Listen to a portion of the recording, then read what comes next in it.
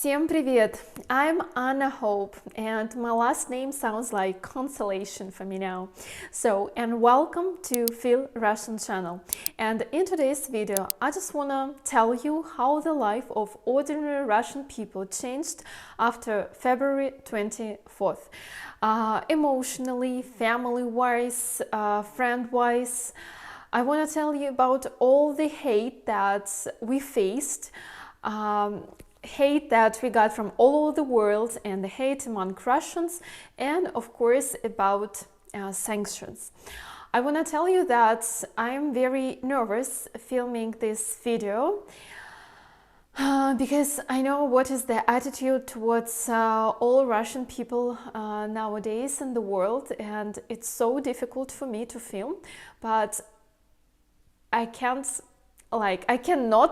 doing it. I mean, I must film this video because I want to talk to you and I want to tell you about our life from the perspective of common Russian people. But at the very beginning, I just want to tell you that this video is absolutely not about politics. So if you're interested in politics, you have to watch different channels where people talk about politics. No, my channel is about life of ordinary Russian, and I'm going to talk about it.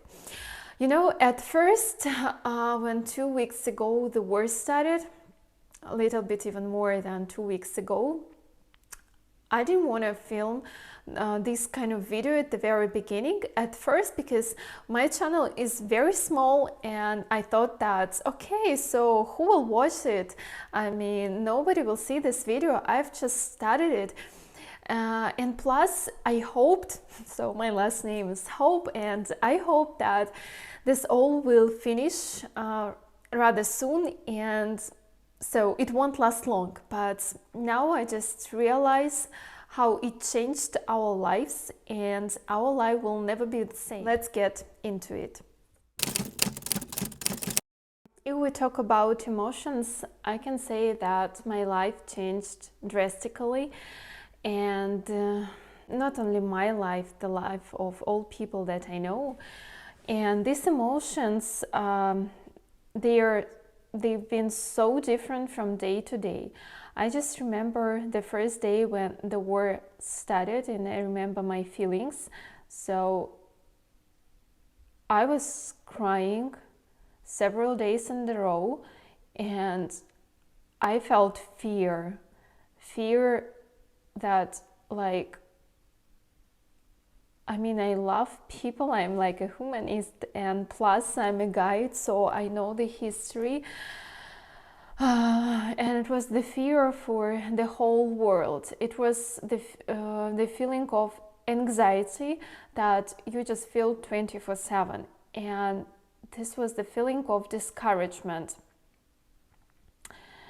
And I just remember when I was talking to all of my friends, they all told me about discouragement. When you walk on the streets and you meet people, you just see people on the streets. You know, everyone is saying that Russian people do not smile. So, and you see it just on people's faces, there is no smile at all, but instead of like a poker face that all Russians used to have, now in their faces you just see fear and discouragement. On the second day, I had the feeling, it was new to me, you know, it was just a feeling of being guilty. You are trying to explain to yourself that, like, I'm a common, like a Russian, like person. I was sleeping that night then the war started. I'm not into the politics. I didn't know anything about that. I didn't want that war. I didn't want like innocent people killed from both sides. You just want a peace, but at the same time you just feel guilty for the things you didn't do. And it's just a feeling of being guilty in front of the whole world. You know, it's not just being guilty in front of the person and you just come and say, oh, I'm so sorry, so I'm guilty, so please forgive me. No, it's just, you know, this feeling is so deep, it's like a black hole. The feeling of being guilty in front of the whole world, in spite of the thing that you haven't done anything. And then, you know, on the very third day, so it was so intensively, on the very third day, I had a feeling of fear for my own life, because I live now in a small, I can say even in a small village in the south of Russia. So we moved from St. Petersburg a half a year ago, just for the winter time. And probably you've heard in the news that all airports in the south of Russia were closed because of this operation. So we couldn't leave from here. And I remember one night, like, the sky above us is closed. So officially there is like no planes, but all the night I've heard planes flying just above my house. And it was, you know, just the feeling of fear for your own life. And you know, I couldn't sleep well. I didn't sleep that night, and I was feeling about the times of the Second World War, when like people were sitting in the bomb shelters, and I couldn't believe that, you know, it's coming back, that this is the 21st century. And this is just keep repeating. And there was a plan in my mind that, like, okay, I was trying to calm myself down, and I was saying, okay, we live in the house, we have a big cellar, just in case we will go to the cellar, to the basement, and we will sit in the basement. Okay, I was trying to remember what kind of food like we have to take with us, but at the same time, these feelings and these thoughts, they were so insane. Like, I couldn't believe that this is happening to me. Like, could you believe this thing happening to you in the 21st century? And I still can't believe that this is happening right now. I can't. So this was the very first day. This was the fear of my own life, and I was thinking to go to the basement of my house and spend the night there. But on the very next day, I just want to tell you that my life changed so much, because on the very next morning I just realized the value of our life. I woke up in the morning and I was telling to myself, like, thank you God so much, I'm alive. Thank you so much. I see the sun, I see the sky, and I know how many people like now don't have the same things that I have. And I want to tell you that these emotions that I just told you about, it's not only about me, because like every day I'm in touch with my friends from all over Russia, and not only Russia, some of my friends, they live abroad. And it's so interesting that most of my friends, they had the same feelings, and I tell you honestly, we still have them. Another tragedy that happened with many of us, I would say with most of us, is our families. Because as far as you know, each and every Russian, almost each and every Russian, has a relative or a friend living in Ukraine. And at the same time, the same in Ukraine, every Ukrainian has a relative living in Russia, and we have friends. I mean, we are just one nation. I'm quarter Ukrainian. How can we feel that when like our relatives and friends suffering? So my grandfather, he's Ukrainian, but he now lives in Russia, but he has sisters living in Ukraine, in Kharkov. And probably you know from the news that the city was bombed, and he lost the relationship with his sisters. There was International Women's Day on 8th March, but he even couldn't congratulate them. He said, you know, I'm afraid calling them because I don't know what they think if I'm just tell them, okay, I congratulate you with the 8th of March. How can you congratulate a person if he's sitting in a bomb shelter and he's hiding? There is another story. We have a landlady who we are renting the house from. So she's Ukrainian. She lives with his daughter, and they are both Ukrainian, but her mother and her older daughter live in Ukraine. And I can't even look at her face because she's so nervous. She worries for her mother, for her daughter. She constantly calling them. She's in touch, but like last week, they just told her that they don't wanna talk with her anymore. They don't trust her. She was trying to send them money to somehow help them with evacuation, but they said, like, we won't accept your help.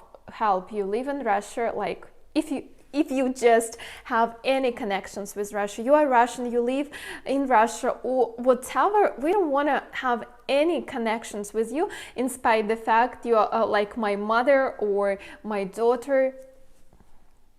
So we are losing our friends and our family.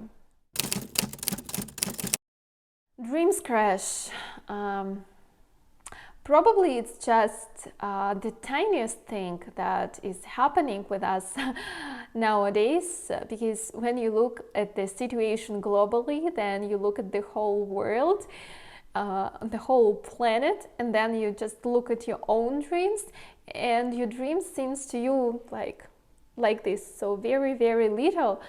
But at the same time, it's your life, and your life for you means also a lot. And when we used to have our normal life, like regular everyday life, my dreams meant for me a lot. And honestly saying, so my job, I'm a guide interpreter. I'm a guide in St. Petersburg, and I used to work with the foreigners who came to St. Petersburg for a visit, and mostly my audience was American people. But I lost my job in 2020 when COVID started, and it was so painful for me. It hurt me a lot, and it took me almost a year somehow to get managed and to get used to it. And I had a hope, honestly saying, for 2022. I paid money for my guide license because I kept my fingers crossed, and I believe that the COVID situation will get better and the tourists will come again to St. Petersburg, and I will have my work that I really adore. And I can't imagine my life without this job because it really makes me happy. And I started this YouTube channel because I realized, okay, if I cannot communicate with the people, if we have like some COVID restrictions, at least I can do it virtually through YouTube. I can still show people my favorite city, and they can get information, they can enjoy, they can get inspiration. And like I started my YouTube channel in January, like 1 month passed by, finita. But you know, I know that, of course, no tourists will come to Russia, will come to St. Petersburg in 2022, but I just made the decision that I will keep filming this video even if no one will watch them, because for me it means a lot. For me it means that I can share the things that I love, and I can spread somehow love, peace, culture, history, and beauty around me this way. So this is my decision. Another thing that we faced is a global hate. And it's very strange to me. Sometimes, I will tell you honestly, I feel myself as a Jewish in 1940s, somewhere in Berlin, in Germany. It's very strange feeling, and it's so painful for me that the history is keep repeating. You are just blamed for being Russian from all over. I know other YouTubers who have to just change their YouTube name because if there was a word Russian in the name, they got so much hate and they have to change their YouTube name, and they were blamed for everything, for the things that they haven't done. And I still can't understand, how can you be responsible for the politics of your government? So anyway, I know I have some friends of mine living in Czech Republic and in Italy, and I know that nowadays, like my friend told me, in the Czech Republic, if you are Russian, you can't visit restaurants, and there are like inscriptions on the doors that if you are Russian, you can't enter the restaurant. The entrance is prohibited. I know some woman who lives in Italy, and she's just scared to go out, and her kids who go to school and kindergartens, they sit at home because they are just being bullied for being Russian in the kindergarten at school, so they are all scared.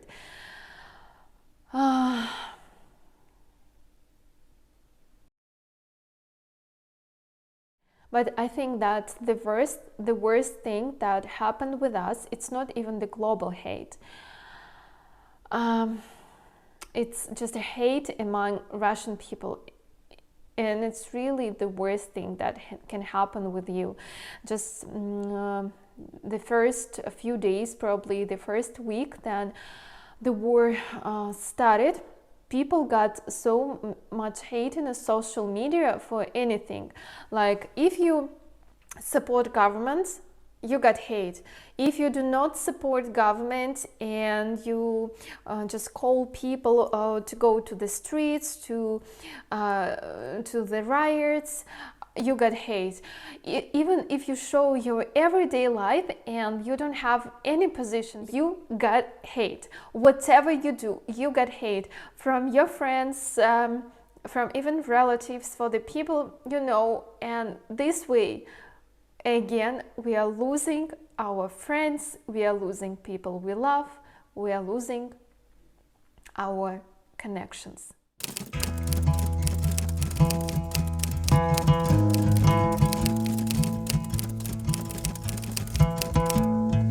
I found somebody, I say you don't cross my mind.